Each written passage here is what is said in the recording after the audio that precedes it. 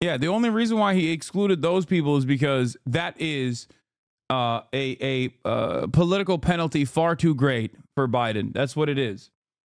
Okay, I don't think that those guys should get the death penalty either. But obviously, I'm not gonna fucking sit here and advocate against that right now as well. Do you understand what I'm saying? That's it. It's more so one of those situations where it's like I'm not gonna put my name on there. Like,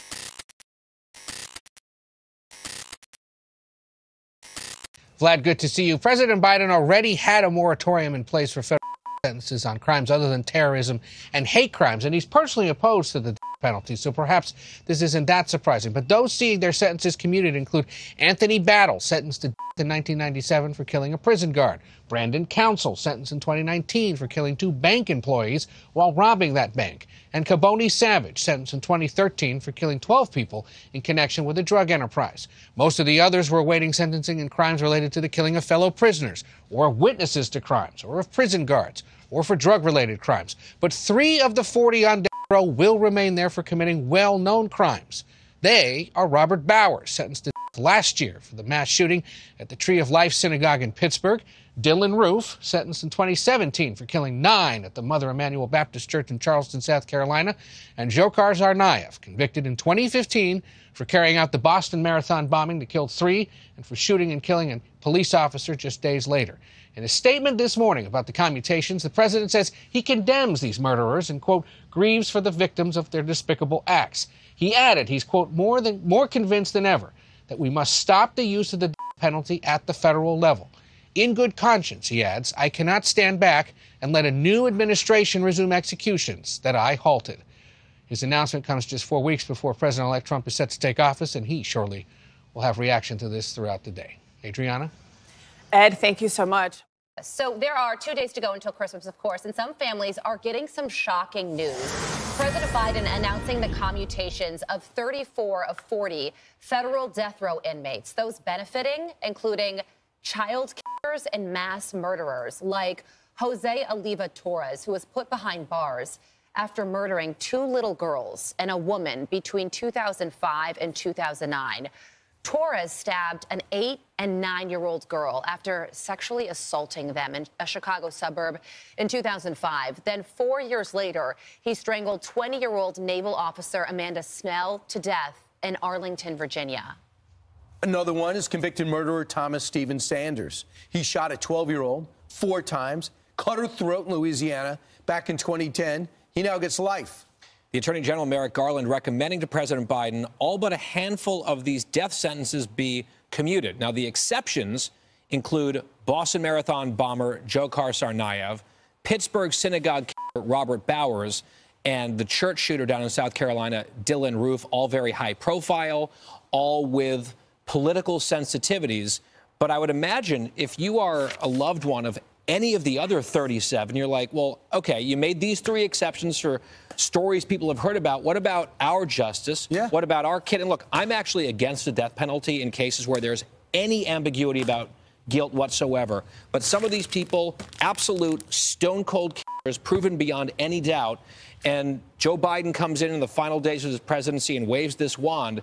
And I think we're going to hear from some of these families very, very unhappy about this. I mean, if you were shocked by the 1,500 that he commuted the sentences, this should shock you to the core. So these people are going from being on death row to serving life in prison, which means that they're waking up happy today. And can you imagine being the mother of those 2 little girls who were murdered and hear that the Biden administration is going to give the care of your children a win? bro, you can tell Brian Kilmeade did not appreciate the other dude saying he did not like the death penalty when there's ambiguity law. Yeah, why? Why don't you even like that? Fuck it. Give him the death penalty too, baby. Kill them all, you know? It's just like, yeah, dude, he's still going. It's not like these guys are, they're done. You know what I mean? It's not like these guys are now free, okay? They're still going to be in prison permanently. Okay, like their life is not sweet. They're in jail for life. What a ridiculous fucking counter argument. Nah, you have to.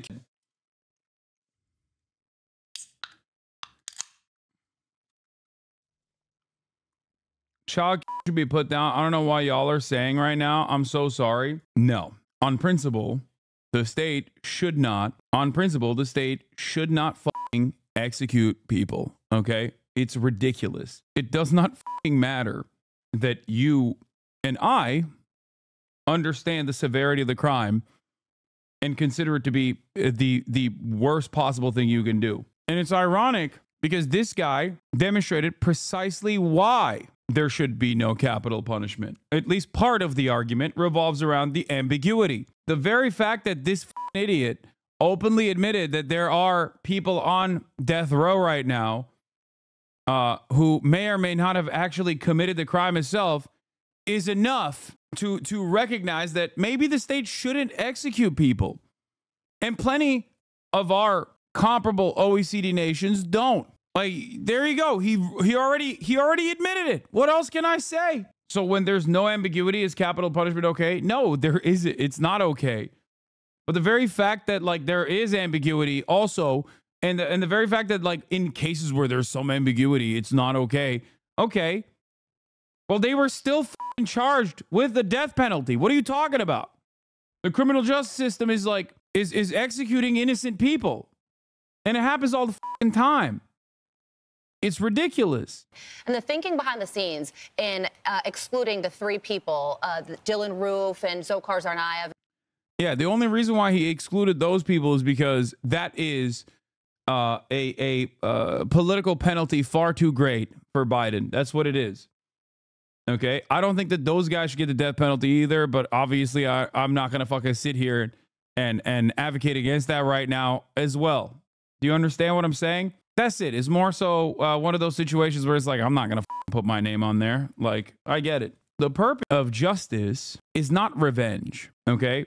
Revenge is not justice. Justice is served when those people pay a penalty, show atonement, demonstrate atonement, and rehabilitate and can reintegrate into society. That is what the purpose of the justice system is supposed to be. In part, serve as a deterrence mechanism for people that want to maybe engage in similar crimes. But more importantly than that, it is a way to ensure that a person who has done a crime serves their time, rehabilitates, and reintegrates into society so that they never do it again. That's the entire purpose. And the other individual that's not getting a sentence commuted is that they were the worst killers, so that they can't do that. You're going to look at a mother. Why is revenge not justice?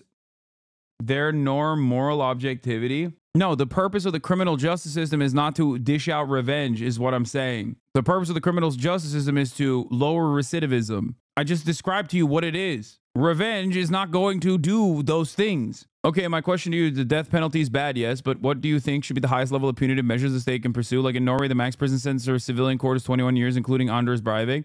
That, in my opinion, is way too lenient. No, it's not. Because you know what happens in the Norwegian criminal justice system? I know. I will tell you. At the end of the 21-year sentence, there is another parole board meeting, and if the person has demonstrated that they are not rehabilitated, as is the case in Anders Breivik, they get resentenced and they get tacked on with another 21-year sentence.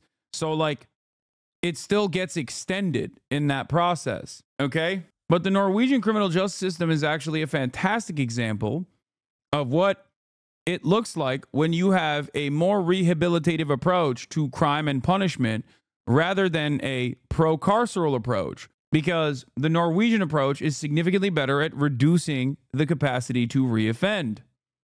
And a part of that is also not having a structure where you can kill people, where the state can just kill people. Does that make sense? Sure, but I believe not everyone can be rehabilitated. Well, you are not wrong. As it stands, there is no consistent, clear-cut way of rehabilitating certain kinds of offenders. Antisocial personality disordered, serial killers and the like, oftentimes can not only evade medical examiners and showcase that they are rehabilitated, but they also are not, like, we simply do not have a 100% successful way of rehabilitating people like that, or certain types of pedophiles too, or pedophilia across the board as a you know, there is no medical rehabilitation that is 100% successful. But that should not stop people from That should not stop the state, at the very least, from trying to find ways of rehabilitating people. Norway has 5 million people. Who gives a f? Why does that matter? No, castration doesn't work, chatter. What the fuck? Why do we act like systems do not grow exponentially? There are states with less than 5 million people, and they still have massive fucking prisoner populations. What are you talking about? The goal, regardless of the fact that not every single person can be medically rehabilitated at this point, the goal should still be to try and rehabilitate every single person. The goal should be to have if you want to have a sustainable criminal justice structure that works, chemical castration seems to work. No, it doesn't. You're just wrong. There's no evidence that chemical castration works. As a matter of fact, I can give you an example of someone who doesn't have a functioning penis that is a prolific rapist. His name is Harvey Weinstein. What are you talking about? Rape is not about sexual gratification anyway. You can derive sexual gratification from rape, but it's not from, inserting your penis into someone. Like people, in most circumstances, people don't actually fucking rape others because they're too horny and couldn't control their urges.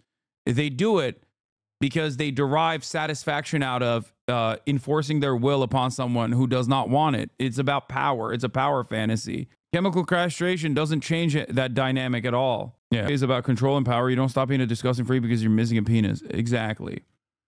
How do you know is such a... Dude, I love chatters like this. How do you know?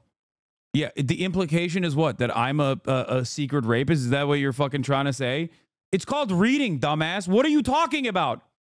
Like, reading any literature on the matter will help you arrive at this conclusion. Like, what are we doing? This is the Andrew Tate style, like, things that I cannot observe with my own 2 eyes are probably not real attitude. It's like, you are literally going against thousands of years of history when you do that. Okay, you're like, I don't understand. How could you research? What is research? Yeah, chatters be like, how do you know what the weather is like outside if you haven't been outside today? I know.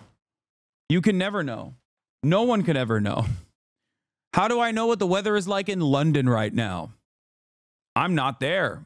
I'm in Los Angeles. How could I ever know? Fucking dudes with no object permanence. I swear to God. And say that the man that killed her 2 daughters is not among the worst. What do you mean? I responded. How do you judge that? How do you have the moral compass? Like, to literally do that? You just gotta wonder if instantly. he's doing any of this. I responded too fast to your text message, it seems. Okay, watch your 37 of 40 will get life instead of death. And why would he do this? Well, he's going to go visit the Pope. And the Pope is against the death penalty. Yeah. And maybe he's trying to expunge, have also campaigned on the fact how much he loves abortion.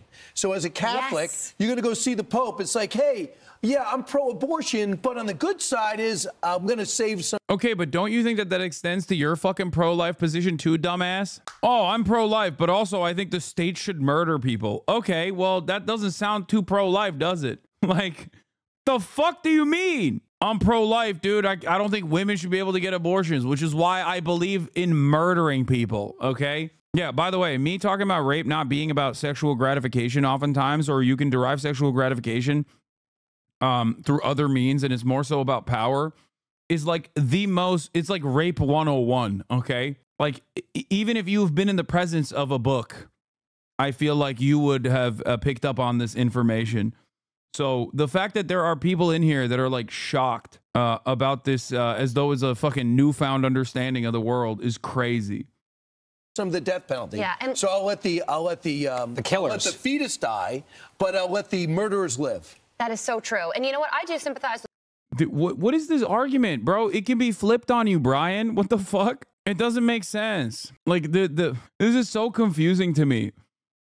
A person with 3 brain cells, where he's like, you don't understand, actually. We should harm living, breathing, existing women by forcing them to carry pregnancies to term, even if it fucking kills them. Okay? Because abortion is murder. But also, the state murdering people, that's just fine. That's really good. I'm pro-life.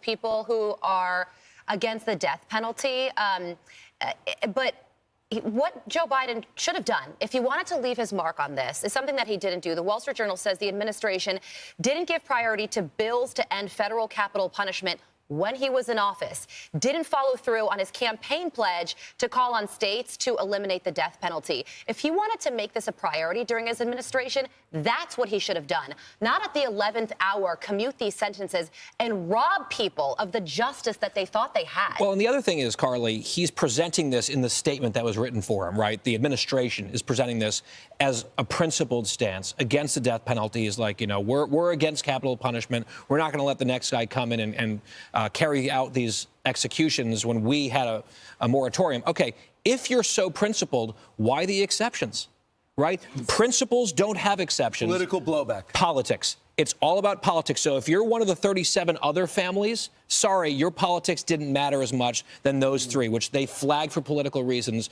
which is very different than a principled stand.